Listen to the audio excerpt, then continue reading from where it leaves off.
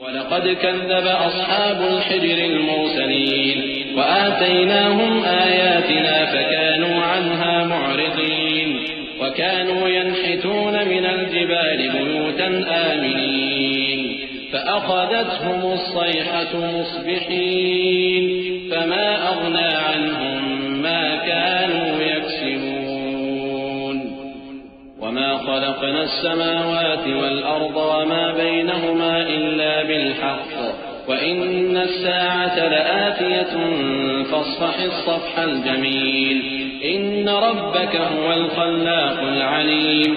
और वादी हिज्र के रहने वालों ने भी पैगंबरों की तकज़ीब की।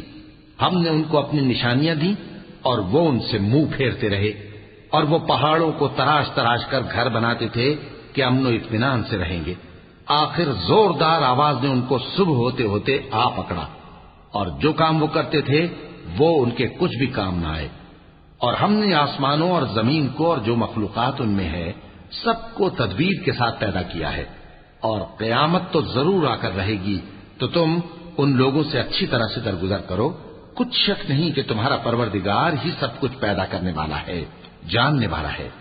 वलक़द आतैनाक सबअन मिनल मसानी वल क़ुरआनिल अज़ीम ला तमुद्दन्न ऐनैक इला मा मत्तअना बिही अज़वाजन मिनहुम वला तहज़न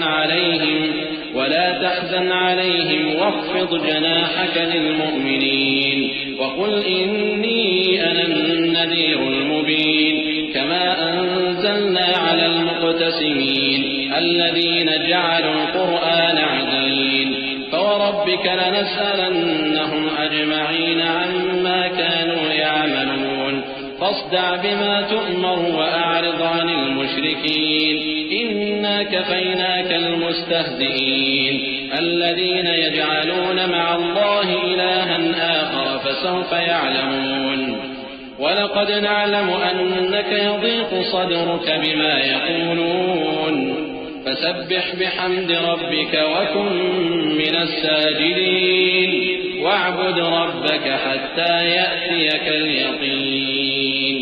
और हमने तुमको 7 आयतें जो नमाज में दोहरा कर पढ़ी जाती हैं, यानी सूरह अल-हम्द और अजमत वाला कलाम अता फरमाया है। हमने कुफ्फार की कई जमातों को जिनको फवायद दुनियावी से नवाजा है, तुम उनकी तरफ रग़बत से आंख उठाकर न देखना और न उनके हाल पर रंजो गम करना, और मोमिनों के साथ तवाज़ो से पेश आना, और कह दो कि मैं तो आलानिया डर सुनाने वाला हूं, और हम इन कुफ्फार पर उसी तरह अजाब नाजिल करेंगे जिस तरह उन लोगों पर नाजिल किया जिन्होंने तक़सीम कर दिया, यानी कुरान को कुछ मानने और कुछ न मानने से टुकड़े टुकड़े कर डाला। सो तुम्हारे परवरदिगार की कसम, हम उनसे जरूर पुरसिश करेंगे उन कामों की जो वो करते रहे। बस जो हुक्म तुमको अल्लाह की तरफ से मिला है वो लोगों को बेधड़क सुना दो, और मुशरिकों का जरा ख्याल न करो। हम तुम्हें उन लोगों के शर से बचाने के लिए काफी हैं जो तुमसे हंसी करते हैं, जो अल्लाह के साथ कोई और माबूद करार देते हैं।